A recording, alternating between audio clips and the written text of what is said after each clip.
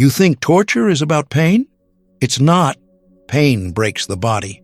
The rack was built to break something else, the version of you that still believes you have control. They didn't chain people to hurt them. They chained them to wait, to feel every joint in their body stretching one notch further than it should, to lie there, fully conscious, fully aware, knowing the next click of that wheel might be the one that tears everything apart. Most people on the rack never screamed from pain.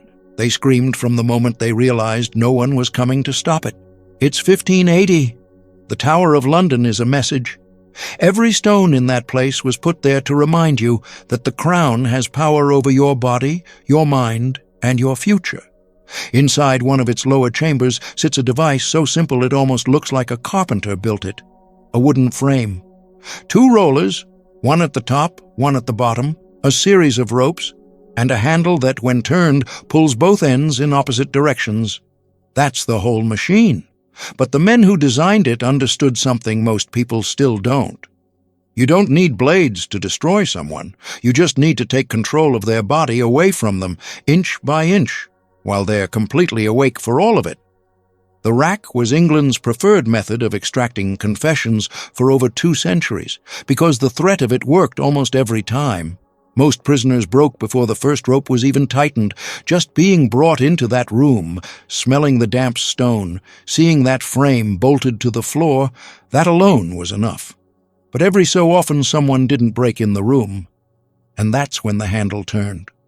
One of those people was a Jesuit priest named Thomas Cottam. Educated, principled, a man who had crossed an ocean on his convictions. He walked into that chamber knowing exactly what it was, and he still refused to talk. What happened next wasn't torture. It was a confrontation between 2 kinds of power, and only one of them could win.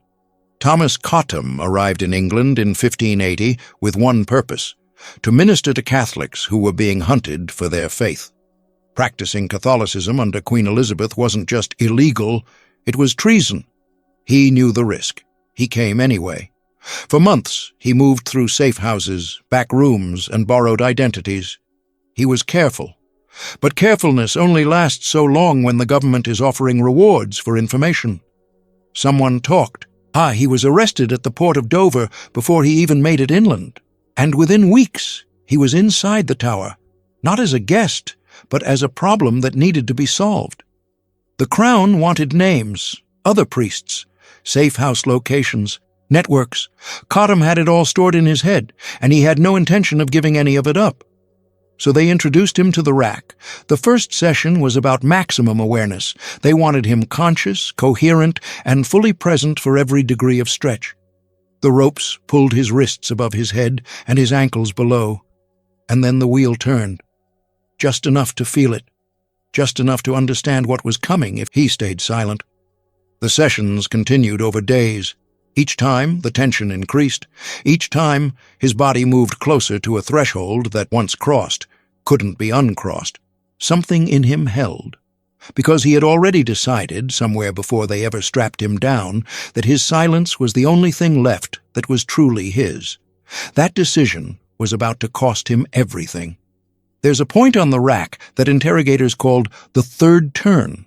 First turn, you feel the stretch. Second turn, your joints start separating.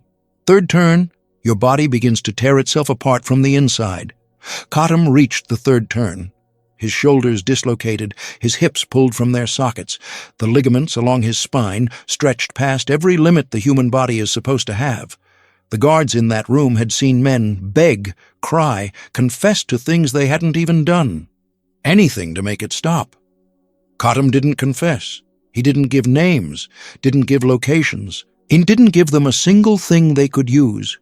What he gave them instead was silence.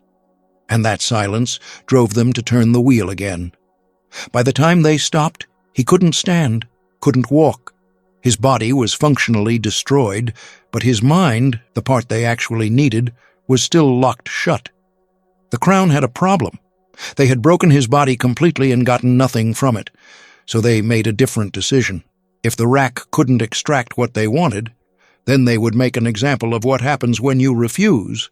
They charged him with treason. The verdict was decided before the trial began.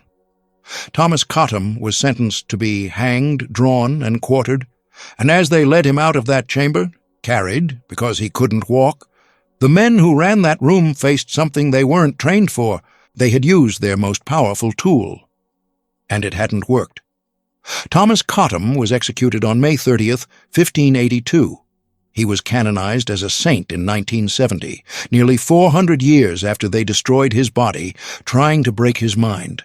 The rack failed because the people who built it made a fundamental miscalculation. They assumed that if you control someone's body completely, every joint, every nerve, every breath, you control the person. They were wrong, because that same assumption didn't die in a Tower of London chamber in 1580. It just changed shape. Different rooms, different tools, different centuries. The belief that enough pressure applied to a human being will eventually extract whatever you need from them. That belief has never really left us. Every time it's been tested against someone who had already decided what they were willing to lose, it has failed in the same way. The rack broke Cottam's body completely. It got nothing. So ask yourself, what does it mean when a system designed with total physical control still couldn't reach the one thing it was actually after? And more than that, what does it say about us that we kept building these machines for 200 years, watching them fail, and never once questioned whether the problem was the machine, or whether it was the assumption underneath it?